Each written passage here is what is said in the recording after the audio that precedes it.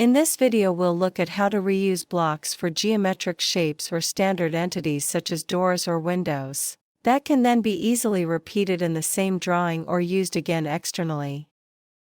We can see here that the geometry of this kitchen sink is represented by a block. You can also see this when you select a block and open the Properties panel.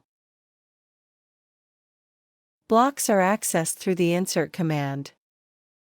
And you can find the same command here, in the ribbon, under the Inserts tab. Once the Insert command is launched, we can insert a new block by using the Browse button, or we can insert a new reference of an existing block from the drawing, by using the Name drop-down.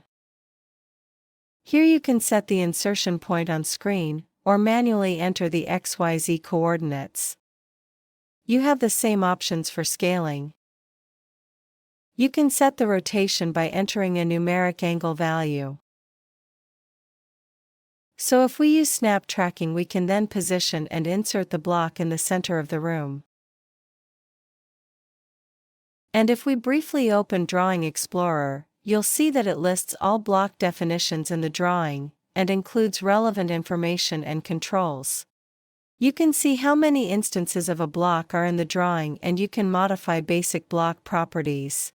For example, you can specify whether a block is annotative or explodable. And this concludes our lesson on working with blocks.